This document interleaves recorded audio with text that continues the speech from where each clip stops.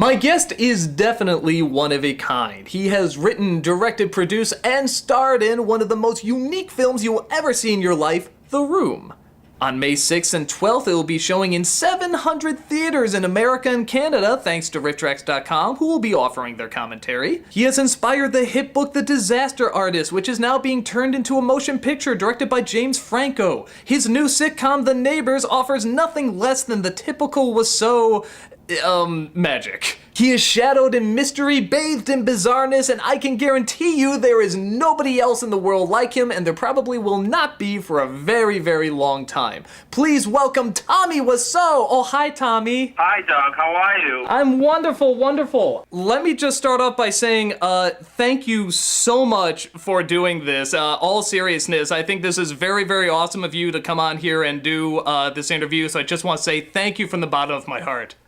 Well, thank you, too. I mean, the reason I'm doing it because, I think people should understand that I'm pro-freedom, and that's why, as you know, we approved the RiffTrax idea about screening and talking about The Room. I always say you can laugh, you can cry, you can express yourself, but please don't hurt each other. There's nothing wrong with it. If somebody uses somebody's material, make fun of it, as long as they pay for license. Questionable, right? Move on. Next question. Next question. First question. Here we go. I was gonna say, before their riffing of The Room, were you a fan of RiffTrax, and what did you think of their commentary of your film? Well, let me say this: I'm not a fan of the RiffTrax. However, let's just straight out the records here. I support them. The reason for it, because some people, including myself, we are pioneer of the new entertainment in Hollywood. And I think people don't grasp this, you see. And America is about to express themselves. So I think you as well, RiffTrax people, you are pioneer on a certain entertainment when people will say, hey, this is funny, or let's just do this. Big studio system right now, they say, wait a minute, actually, maybe it is entertainment, you know what I'm saying? I totally know what you're saying. My movie never will be produced by the studio system. Let's face it. Let's be realistic here. That's a fact. It's a good guess on your part. I agree. Okay, good. Here you go. People don't realize the concept of The Room, what was behind it. But anyway, it's your floor, so ask questions, whatever.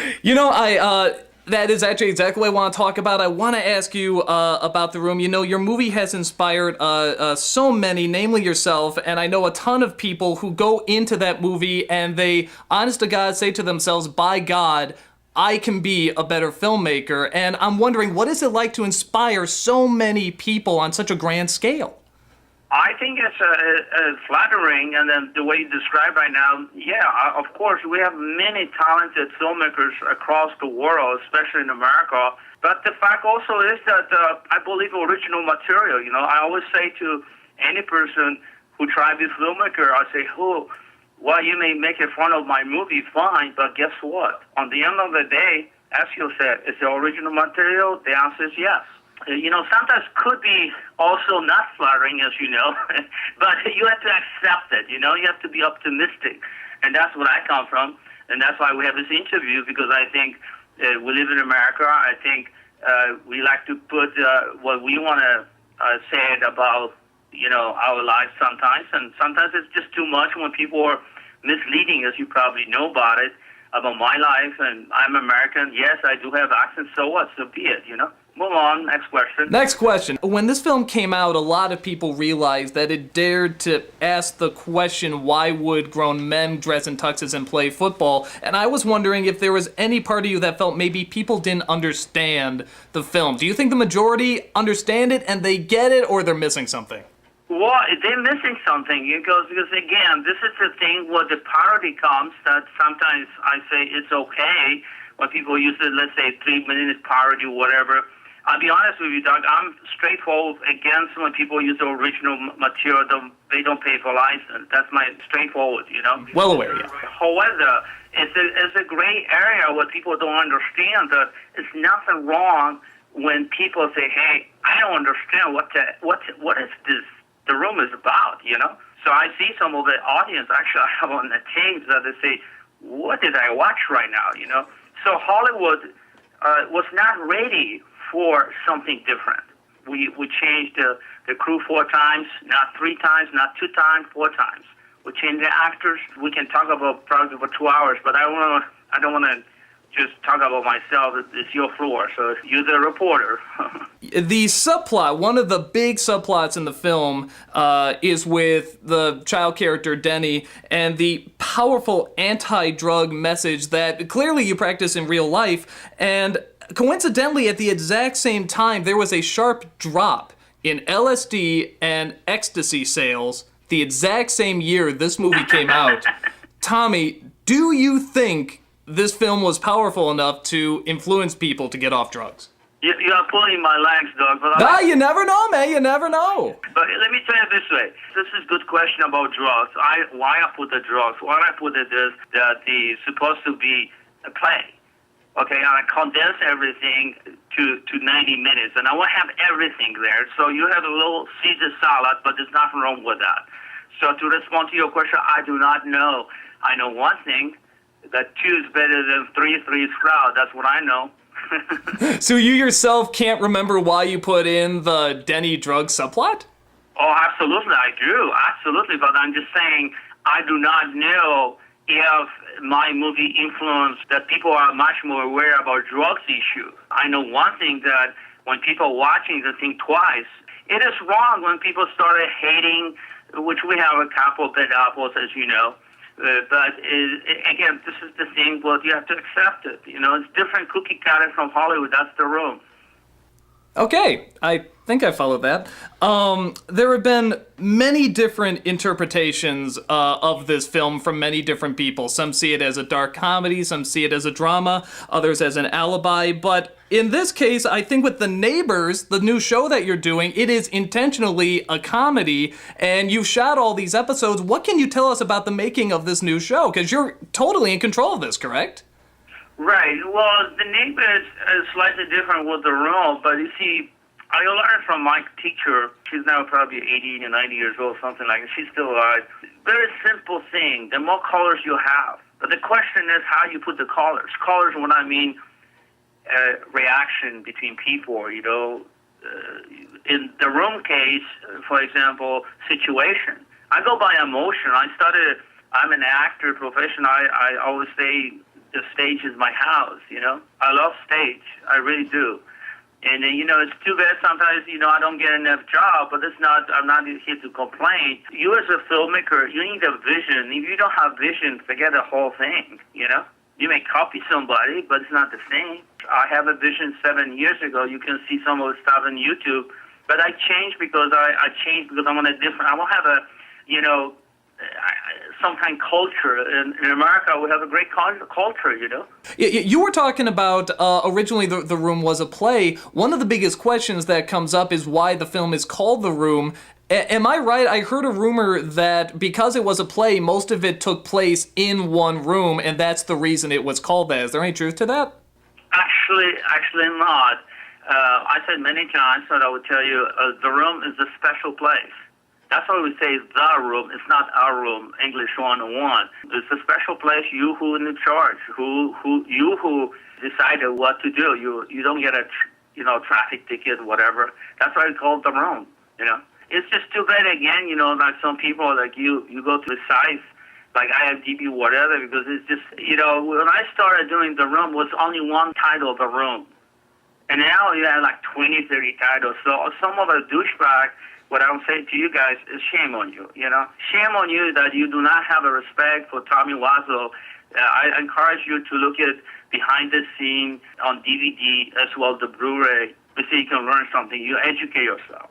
You know, I did a lot of research. You know, I'm a very detail-oriented person. I like it when people ask, challenge me, you know. Life is full of challenging, you know, every single day. Anyway, move on to the next question. You often answer any questions about where you're from with simply, I'm an American. So I'm not going to ask that question. I'm not going to bring that up. Whatever you want, Doug. I will ask this, though. What part of America are you from? Poland, Czechoslovakia, or France? Say it again? What part, I'm sorry, my accent's very thick. What part of America are you from? Poland, Czechoslovakia, or France? America, you say? Part of America, yeah. Well, I grew up in New Orleans, Louisiana. You pulled my legs again, but that's okay. Move on. Next question. One of the other things people ask about, I'm sure you've heard this question a million times, but I feel foolish not to ask it. The spoon in the frame. I just gotta ask, just a love for spoons, or you just forget to take a picture out? Well, no, the spoon, it's again, do you know the expression, plastic is cheaper than wood? I do now. A long time ago, actually, you have a spoon, wood spoon.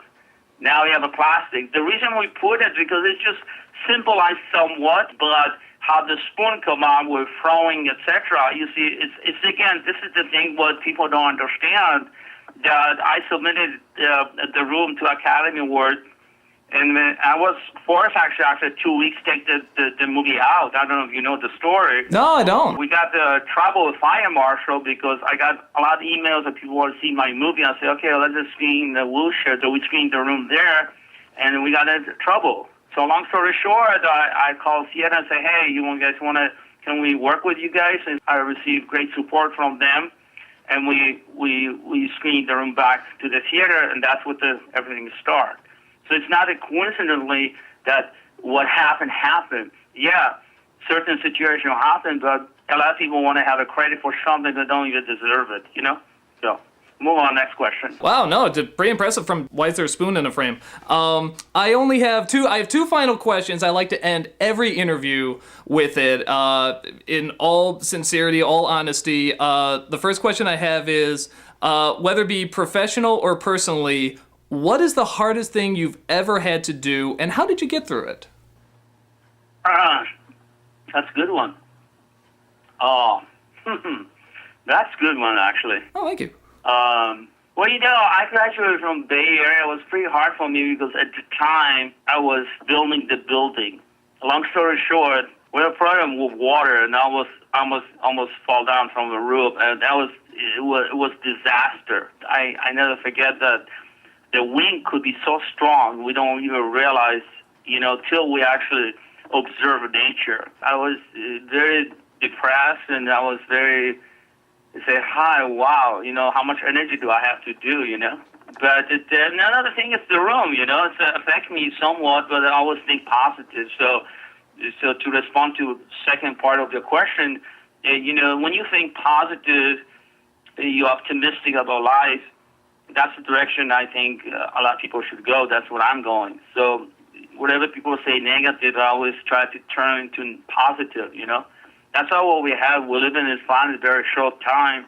I think it's very important to, if you, for example, your company or Red Truck, my creation, we give some smile to people. I think we did a good job, and I think that's what America is about. Also, I would like to say, I was interviewed. Thank you for supporting the room. Hopefully, I will see you at the room screening. And as you know, we have a Red Truck 700 theater across the country, USA, and also Canada on May 6th. Man, May 6th and May 12th as well. Correct. And I have one last question for you, very similar to the last one. Again, whether professionally or personally, what is the proudest thing that you've ever done in your life? I am proud to be to create the room, to be honest with you, and now the neighbors. And I'm very proud of it, and that'll be the rest of my life. And I'm proud to respect people. That's the reason I'm talking to you and others. And I think that's what America is about. Tommy, again, in all seriousness, I think it's wonderful that you did come on here and that you did this. And I actually really do look up to your optimism, and I look up to the fact that you did get these done. I've known so many people that try something and fail and don't get through it, and you pulled all the way through it. And I just want to say thank you so much again for being on here. Same here. Thank you very much, Doug, and I love you all. And go to www.theroommmovie.com as well, www.riftrack.com. Thank you very much. I love you all. Thank you. Take care, sir.